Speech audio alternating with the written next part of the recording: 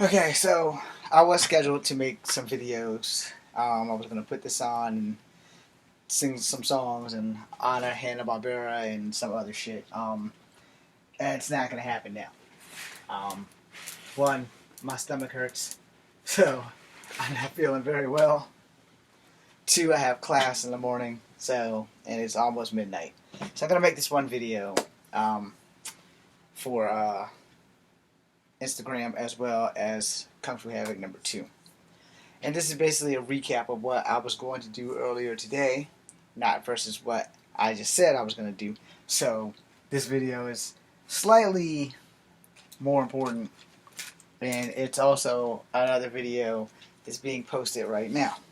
Alright? And it's being posted right now. Hold on. I know you guys can hear this shit. This is being posted right now. And I want to explain some stuff to y'all, because I know y'all are going to watch it. The Instagram people may have already seen most of it. It's like maybe 10.5 minutes long, maybe less. It's a two-parter, because at first I couldn't get Instagram to work this morning, and it happens after I get out the shower. So I'm going to explain this to you all one time, and hopefully it'll only have to be the one time. To you, normal people, this is an ordinary comb.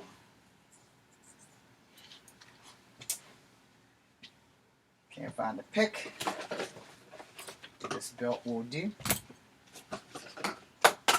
Oh, there's that. Let's see. Bandana from earlier. I don't need to pull out the needle and thread. The incense cleaning tool.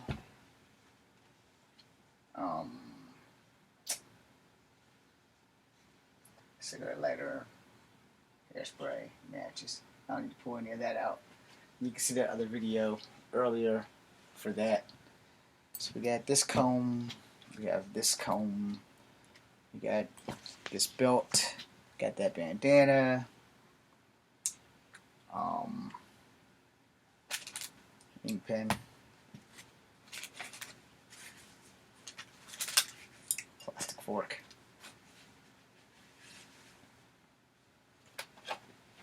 ID. Alright. So here's where we separate bullshit from reality. Alright? So, I'm going to explain this to y'all once again. And my nephew pointed this out earlier because he tried to attack me before we went to his brother's funeral. So, don't worry, it wasn't a real attack.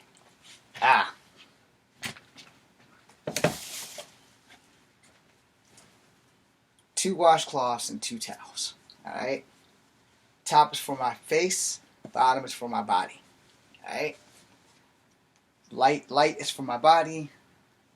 The gray one is for my face. Alright? You want to be able to see what comes on and off your body. My mom was a nurse for 36 damn years, career-wise. And my aunt, Ruth Ann Williams, shout out, taught me as a young boy, did you always have two washcloths. One for your face, and in her words exactly, one for your face and one for your ass. Because you don't want the shit on your ass on your face. That's why a lot of people break out, because they always use one washcloth when they should have two. The washcloth that touches your face should never touch your body. The washcloth that touches your body should never touch your face. Alright? That's the long and short of that. So, when I came out the shower, I had one towel around here and one towel up here. With the coat hanger, which also could be a weapon, had my two washcloths. So, he thought that he could attack me. And I took the towel off my shoulders and popped it back at him and put it back. And I said, I'm never defenseless. Which is the point that I'm about to make now. If you are a true martial artist, if you have been taught from A, B, C, D, E, F, G, all the way to Z, then this applies to you. If you are an MMA specialist, this applies to you. If you are a veteran of the United States military, this damn sure applies to you, because a veteran taught me my shit before I even joined the military. Before I learned anything about BJJ in the military. I already knew how to fuck people up with any and every object in my hand. This belt, it has range. I can use it this way, or I can use this buckle. I can use this buckle. You probably want to tie the buckle in last. But in the event that you don't have that option, no. I have a whip. I have brass knucks. This buckle can cut you if I swing it right. This by any way means necessary does not count as an actual official training video in case you guys think you're going to get trained. No, this is not a training. This is a statement of a fact. Alright? So, I can wrap this thing around you and end your shit. I can slide it through here. I've got control. I've got total and complete control, because if a person can't breathe, they can't hurt you. And that's been my policy long before the unfortunate death of Mr. Floyd. Now, I got this belt. I got so many things I can do with it. I tie a knot in this sucker. I can't tie a knot in this sucker, but I tie a knot in this sucker. I got a mace. No. I have something I can use to beat the holy living snot, tar, crap, pain in the ass out of you. I have a tape measure. It's made out of metal. Locking it does nothing unless this thing right here catches you right. But unlocking it and wrapping that sucker around you, this is metal. It can cut flesh. As a martial artist, I state this again. There is nothing that I put in my hands that I can't use to totally, unequivocally destroy anyone on the planet. This is a cleaning device. It has distance now. So in that distance, I can grab you anywhere in soft, fleshy tissue. Sternum, the throat, the groin. Want to be nasty, I can hook it under here so everybody can see. Not playing with myself, but there you go. You can hook it under in the groin. Hook it from the other side. Anus, throat, sternum, groin, underarms. Again, this forky part up the nostrils, in the ear, down the throat. I know what the fuck I'm doing. There is nothing that I cannot use to hurt an individual person. Spoon is the most deadliest utensil on the planet. Rather it be a plastic spoon, I can scoop out your eye, cut your throat, jab you in the sternum. I can do a lot of stuff with a spoon. Literally, I can really do a lot of stuff that a Green Beret taught me when I was 16. Kill you with a pen. Disassemble this pen. Most dangerous part of this pen is the tip. It is a sharp edge. But what people fail to understand about sharpness and the force behind it. A sharp blade is a sharp blade. It is very dangerous. The force behind it makes it twice as dangerous, which is what makes a spoon more dangerous than any knife on the planet. A spoon is all the way rounded, and it can cut you from any angle. Y'all heard that here first. Fork. These plastic teeth, I can break them off. Shove them up your nose, shove them in your eye, shove them down your throat, shove them in your ear. I can do a lot of things with this thing in my hand. If I break the butt of this thing, now I can cut you either way. Alright, so if I break this off here, I can cut you with this plastic spoon and a plastic fork. I can do everything I want to you because I have it in my hand. But more importantly, I have the ability here and the know-how here to use these instruments of mass destruction. Regardless of what they may look like to you, they are weapons to me. Earlier today, I made the video about these combs. This comb looks ordinary. That doesn't seem sharp. This is where we go to force behind shit. Rake it across their neck. It's just as good as a knife. Put this butt into the gut or come across the neck. I have a knife. I'm going to get a lot of flack and complaints about this shit. Please also don't try this shit at home. I probably should have said that at the beginning of the video, but I didn't. So, as you can see, this part of the comb has really sharp teeth. So does this part. This part, not so much. Again, this goes back to the force behind the strike. So if you're running and I got enough force behind that in less than a ½ inch of space, I have you where I want you, where I can just go across. It doesn't have to be that sharp, but if you're coming and I cut you at the right angle, I have you. Give your heart to God, because I just took your life. It's not that difficult. Sharp corners on any object can be hazardous to your health. Again, as a martial artist, any martial artist, especially one who does not have a weapon, because they are the weapon, can kill you with anything in hand. I have an ID card. You probably think this can't be harmless to anybody. You'd be surprised at what you can do with a fucking piece of plastic. It's square, the edges are still sharp. You just gotta know where to hit a person. Which goes back to day 1, class 1, A, B, C, D, E, F, G, all the way to Z. With the right teacher, nothing that you touch should not be able to be used as a weapon against your opponent. Again, it also depends on who's teaching you what. This lanyard, boom, it's thick and it's hard. So you want to hit in soft tissue. Sternum, strike. It's almost as good as having a knife or a nunchuck. Throat, strike. Get it in there. You can hold them, you can push them. There's pressure points in there. And yes, I am a strong believer in pressure points and pain. Now, I'm not saying I can touch you on pressure points and make you shit on yourself. I don't know if that works. I've never made anybody shit on themselves. But I have used the hell out of pressure points, and pain and compliance is a thing. And in most grappling martial arts, they teach you where to grapple, so that the pain and compliance does take place. So for those who don't believe in pressure points, to each their own.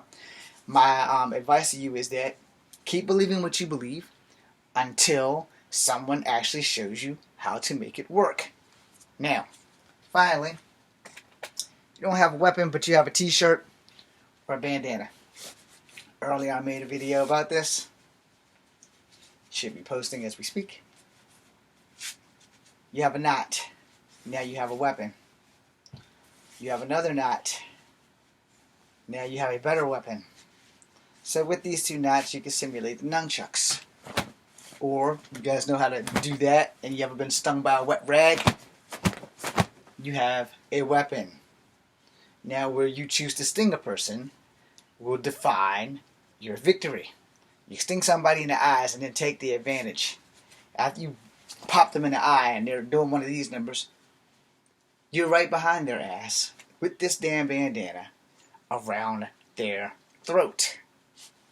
So, they're rubbing their eyes, and you've got them this way. Now, if their hands are up here, and they're rubbing their eyes, so they're like this.